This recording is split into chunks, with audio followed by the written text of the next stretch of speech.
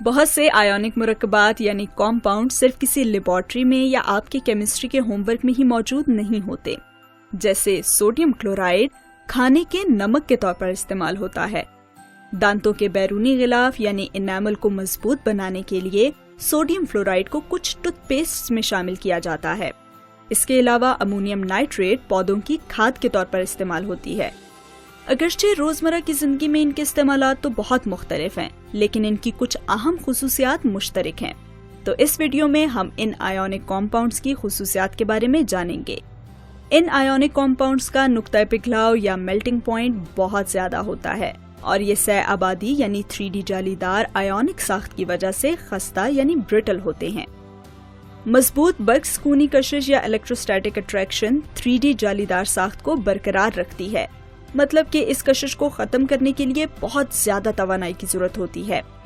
جب ہم قوت یا فورس لگاتے ہیں تو یہ مخالف چارجز والے برق پاروں یا آئنز کے باقاعدہ متواتر پیٹرن کو توڑ دیتی ہے اور ایک جیسے چارج رکھنے والے آئنز کو قریب لاتی ہے. یہ دھکیلنا یا ریپلجن لیٹس ساخت کو توڑ دیتا ہے. جیسا کہ ہم جانتے ہیں کہ سوڈیم کلورائڈ، سوڈیم فلورائڈ اور امونیم نائٹریٹ پانی میں حل ہو سکتے ہیں، ورنہ تو ہم اپنے کھانوں یا سوپس میں ذائقہ پیدا کرنے، دانتوں کو صاف کرنے اور پودوں کو زرخیز بنانے یا پودوں میں کھاد ڈالنے کے قابل نہ ہو پاتے. زیادہ تر آیونک مرکبات پانی میں حل ہو سکتے ہیں. پانی میں آیونک مرکب اپنے آئنز کی صورت میں الگ ہو جاتا ہے. تو جب ہم سوڈیم کلورائڈ کو پانی میں حل کرتے ہیں تو وہ سوڈیم اور کلورائڈ کے آئنز کی صورت میں علیحدہ ہو جاتا ہے. پانی کے پولر نیچر کی وجہ سے یہ آئنز پانی میں مستحکم یا سٹیبلائز ہو جاتے ہیں. جیسا کہ آپ دیکھ سکتے ہیں، سوڈیم آئنز پانی کے منفی 2 قطبی سال میں یا ڈائپول کی وجہ سے متوازن ہو جاتا ہے اور کلورائڈ آئنز پانی کے مثبت ڈائپول کی وجہ سے متوازن ہو جاتا ہے. یہ تحلیل یعنی سولویشن آزادانہ تیرنے والے آئنز کو متوازن کرتا ہے.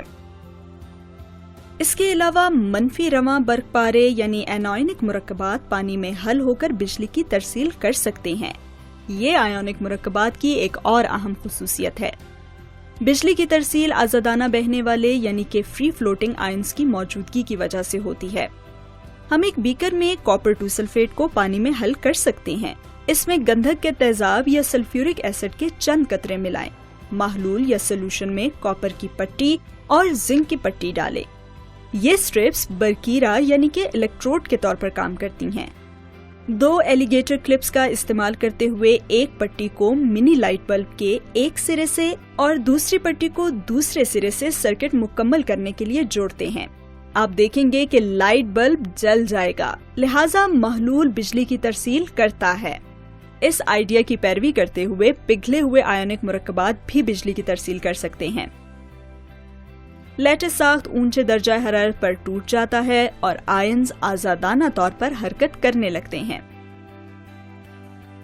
خلاصے کے طور پر آیونک مرکبات کا نقطہ پگھلاؤ بہت زیادہ ہے اور یہ خستہ ہوتے ہیں.